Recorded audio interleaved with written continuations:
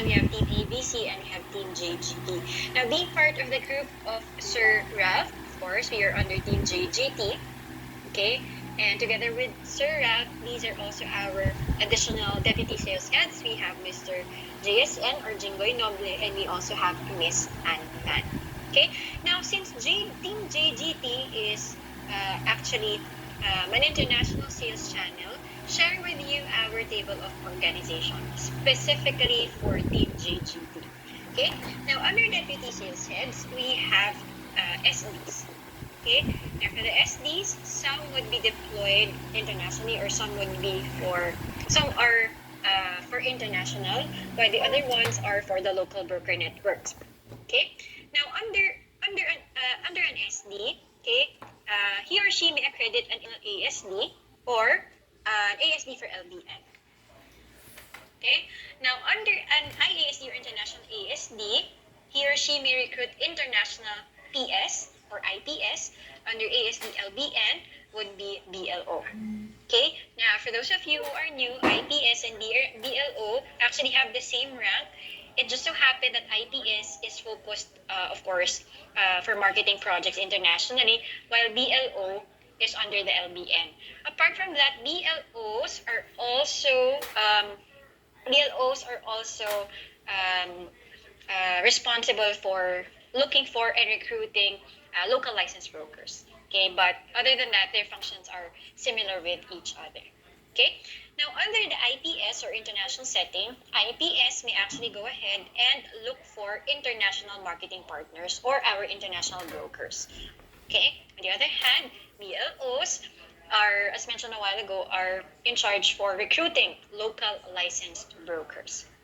Okay, now under these two categories, you have the international and local licensed brokers. They may actually go ahead and look for potential referral partners as well. Now, if it's an international setup, international marketing partners may go ahead and recruit for international sales associates. On the other hand, local licensed brokers may go ahead and look for sub-agents. Okay? Now, basing it on our table of organization, referral partners may be, international and local brokers may be under the IPS or the BLO, or it may happen that an ASD may go ahead and actually recruit straight away international marketing partner and or local broker for the LBN side.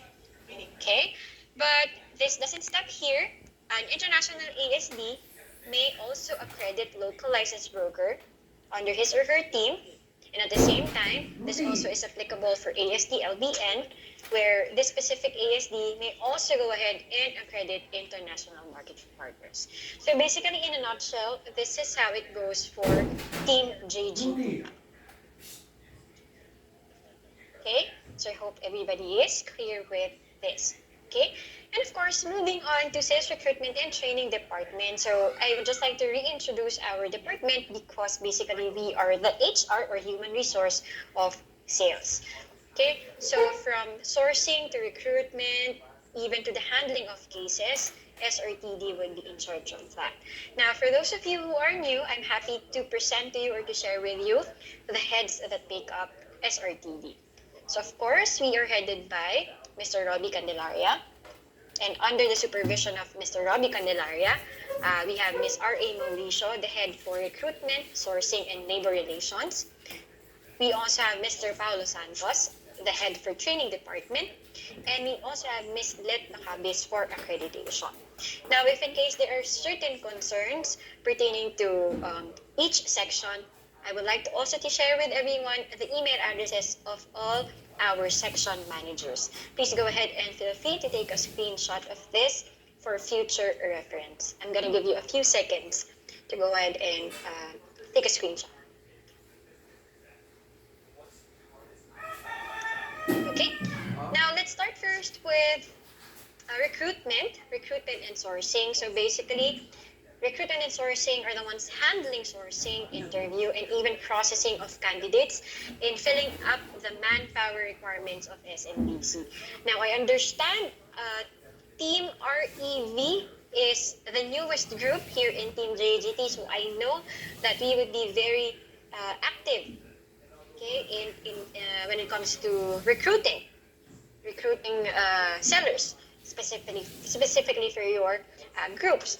Now, since you're under Team REV, they're the specific point person to speak with or to communicate with in terms of endorsement of applicants, following up of the status of the application, or anything recruitment and sourcing related. Please go ahead and direct your concerns to Ella Cabanza and nobody else. Okay, so only communicate with Ella Cabanza. Okay, and of course, if the concern will be anything related to processing of clearance and COE, please go ahead and coordinate your concerns or request to Miss Heidi Inven. Okay, so this is for recruitment, and also as mentioned, since I understand that we are looking for sellers to recruit to our team, I would just like to highlight the necessary documentary requirements for processing of applicants. So that would include NBI clearance, resignation or COE from previous employer. Resignation or COE or clearance from previous employer. We have TIN document, 2 valid government issued IDs, PRC and HLU-RB ID, active BDO account, TOR or diploma, and lastly we have COR or BIR 2302 if with real estate experience. Okay, now I would like to raise it first as well, if in case the concern is you are deployed internationally and what you're looking for international property specialist, what would the requirements be?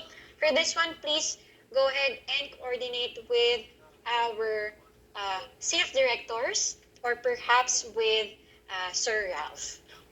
Okay, so kahit offline na lang yung discussion for this one. Okay, please take note though that for applicants with complete requirements, these would be the ones that will be endorsed for contract signing. Otherwise, non-compliance may mean holding of accreditation, meaning hiring date would also be moved until they comply all the lacking requirements.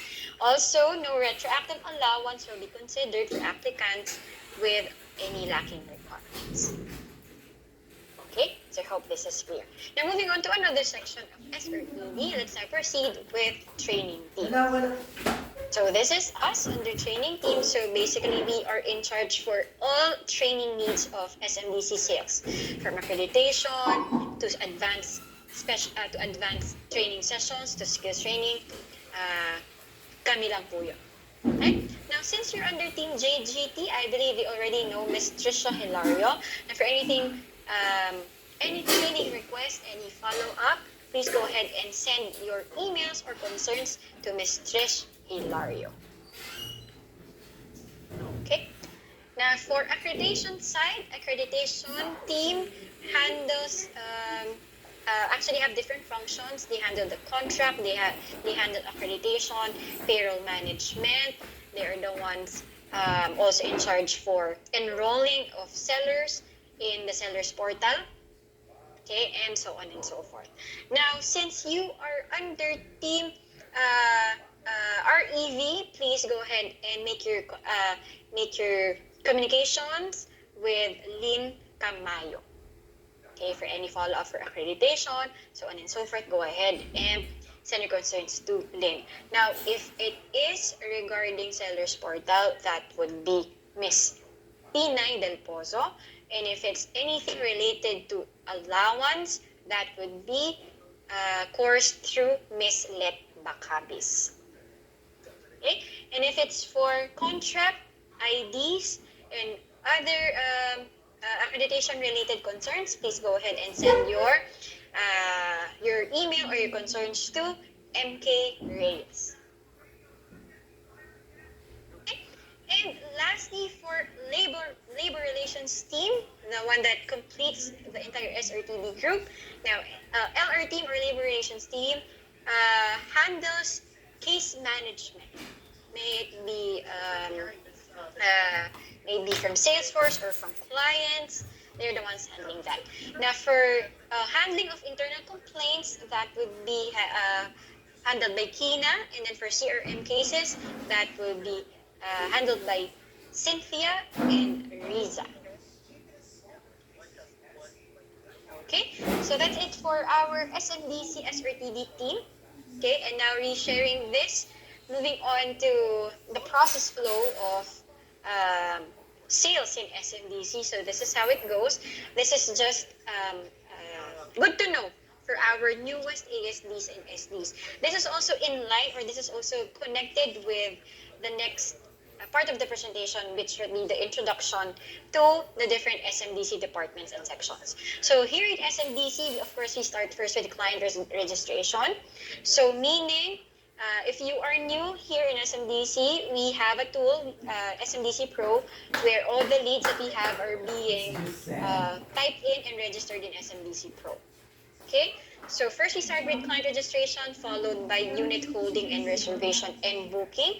So tamang-tama because the seller's portal, of course, as we have been discussing since last year, kasama na rin po sa reservation and booking natin ngayon, yung online reservation, which is also a part of the seller's portal.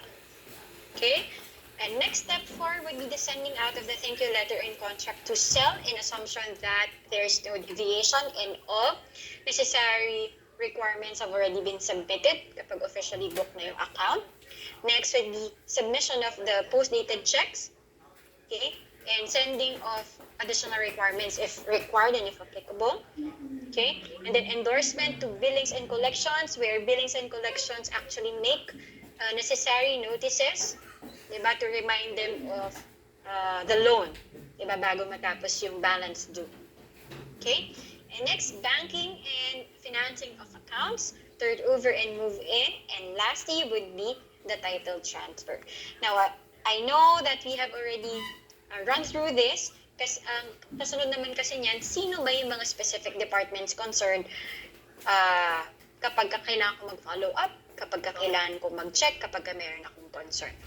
Okay? I would just like to make a disclaimer though that these SMDC departments and sections do not have, yung share namin, do not have complete email addresses. Now, should you want to request, or let's say for example, sino sa PD, sino sa sales admin, please go ahead and coordinate with your SOGs, yung ating mga team leads, diba? Kasi as we have checked the specific department, sometimes kasi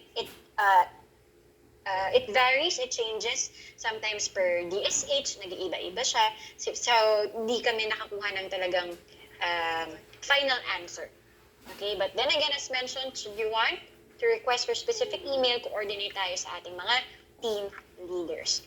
Okay, now anyway, let's go back to the presentation. Here are our different SMDC departments and sections. So let's start first with business planning and development. So they are involved with the project's full life cycle from its conception until turnover. Okay? And then once it's done, dito naman papasok si PD or si project development team. So si PD are also the ones in charge. Diba? Sila yung mga APDs natin and the different representatives from PD. Sila yung mga in charge for pricing, designing, turnover, and turnover for property. Okay, sila rin po yung nagumagawa ng ating mga project presentation materials, the ones that we cascade on a quarterly basis. Sila lahat yan. Sila rin ang in charge for the updating of the payment terms, promos, discounts, even yung R2 sa system. Yan, sa kanila po lahat yan kino-coordinate. Okay? Next, we have the sales admin. They handle records of unit owners and contracts. Now, this is a very big department with different sections sa loob niya. Pero in a nutshell, ito yung handle nila.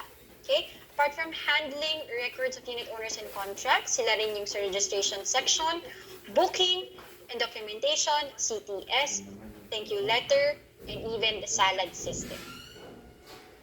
Okay? Sila rin sa post-registration, account, and docket management section, and even title transfer documentation.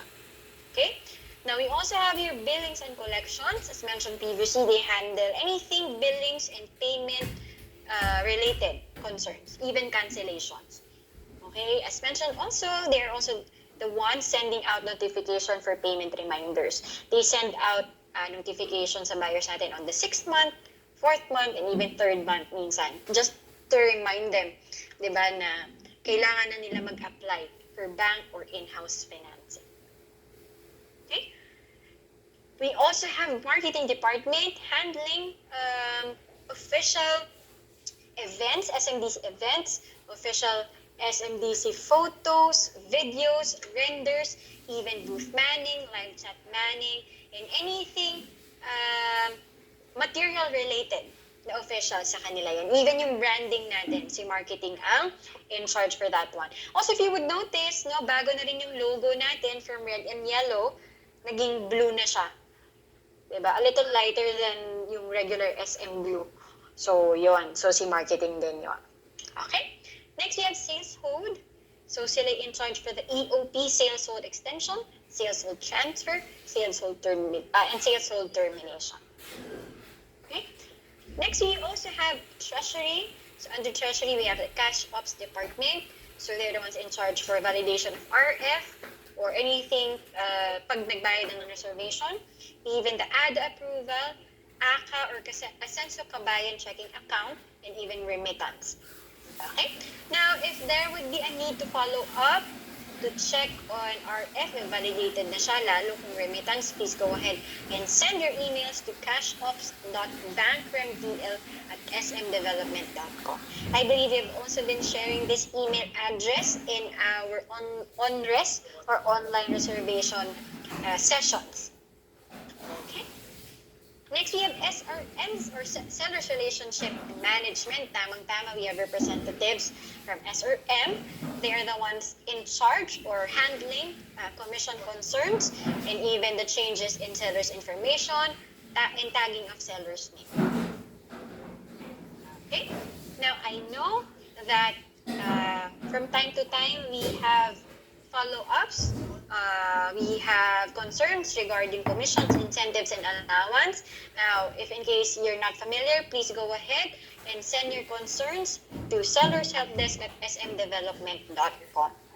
Again, if the concern is related to commissions, incentives, and allowance, please go ahead and send them to sellershelpdesk@smdevelopment.com.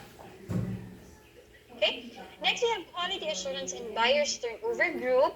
So, sila naman yung sa turnover. Okay? So, basically, they send notice of acceptance once project is due for turnover.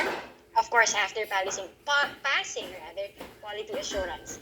They're also the ones in charge for handling site tripping to RFO projects. So, meaning if there would be brokers, sellers who would want to schedule for a site tripping, go ahead and send those requests to quality assurance and buyers turnover group.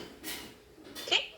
Next, we also have corporate admin. So they're the ones handling issuance of all non-IT equipment. And this is also the department where we request for supplies, even security guards, transportation, and even for our showrooms and courier services. So this is being handled by corporate admin.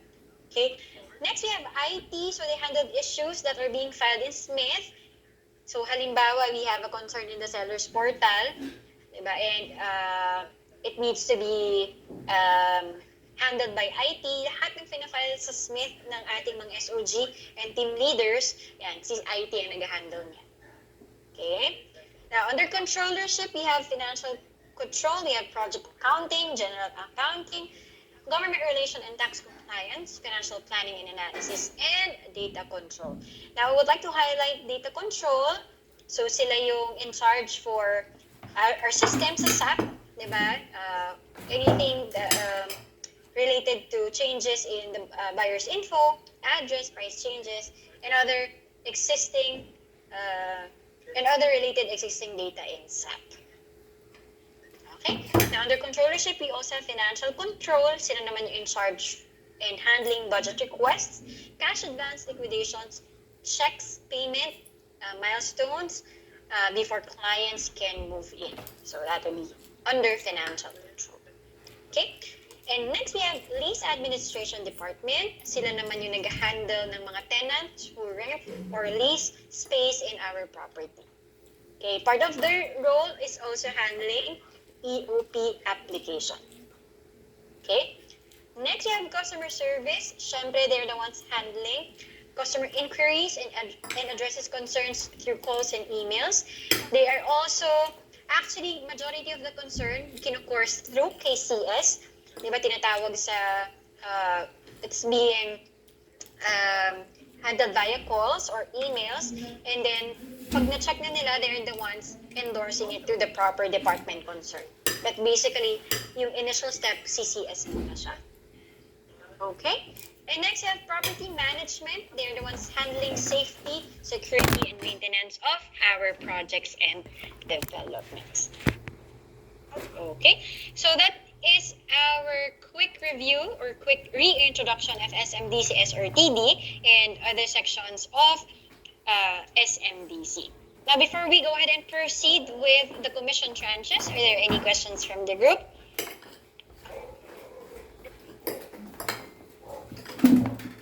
Okay, mukhang wala naman. Okay, so